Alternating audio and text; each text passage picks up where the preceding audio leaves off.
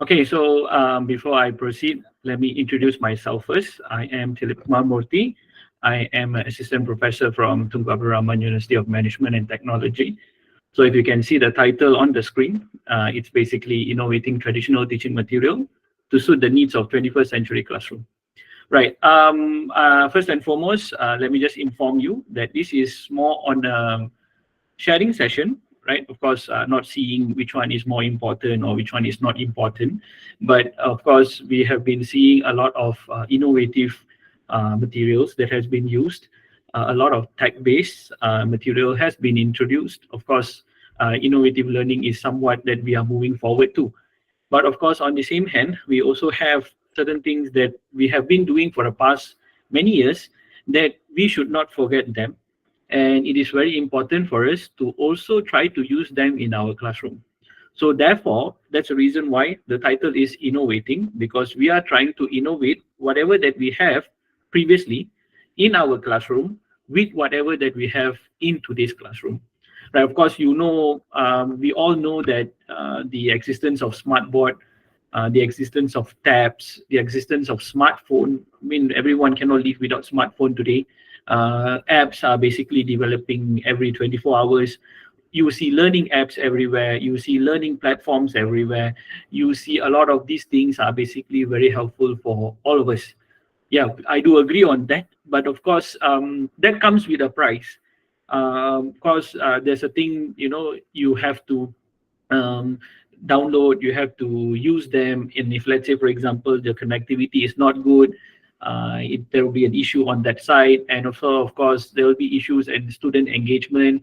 How are they going to focus? How are they going to look at all these things, whether this is working for them or not? And so these are all the problems that you might see in terms of tech based, right? And of course, we cannot really evaluate student participation if, let's say, for example, you are looking at very much into a tech base. Of course, I can say that it's very feasible, right? You can just do it in a snap of finger, everything is there. But it is also very important for us to look at how can we engage our classroom better with whatever that we have. And also, of course, we have to remind our students that whatever comes, you also need to be able to feel, experience, all these tangible materials so that they can learn better. So I'm looking at all this. I'm just basically going to share what are some of the things that we can bring back. If, let's say, some of you have been doing, applaud to you. But of course, if, let's say, you have forgotten, so this is basically more on a reminder, like, these are some of the things that we can use and we should use and we could use in our classroom. All right. So of course, let's move on. Right, before I move on, I just wanted to share something from a book that I have read. This is on Michael Sharples, his book on practical pedagogy. Once Thomas Edison has predicted that books will be obsolete the next 10 years during his speech in 1913.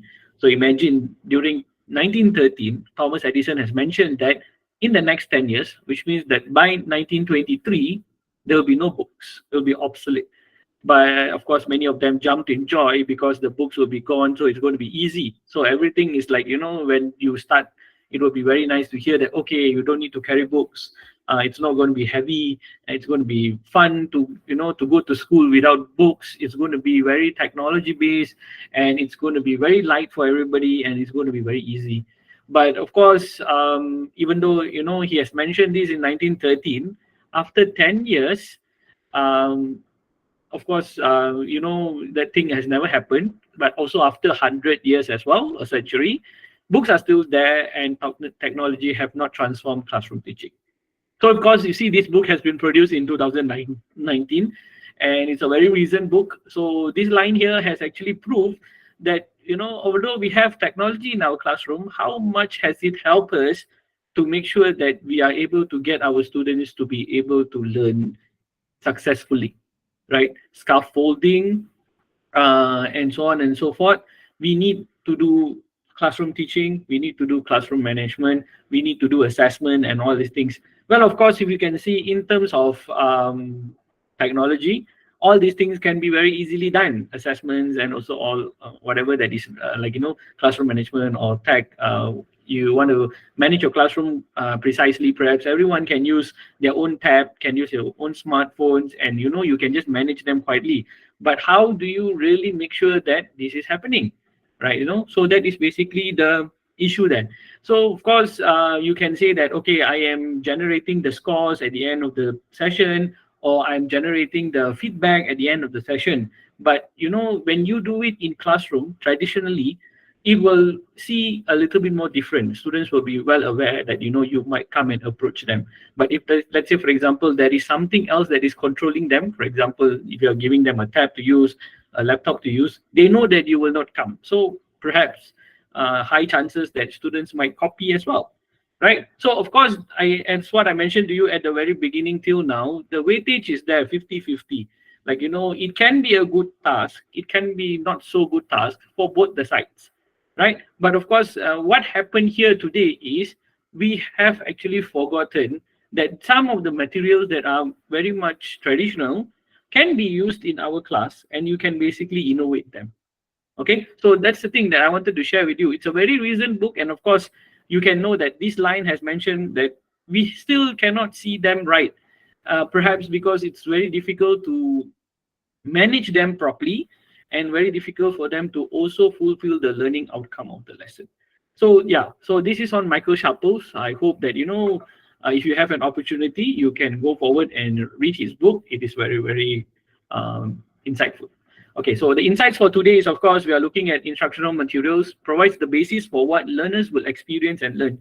So they hold the power to either engage or demotivate learners. So it's basically whether you want to do it right or whether you want to do it wrongly.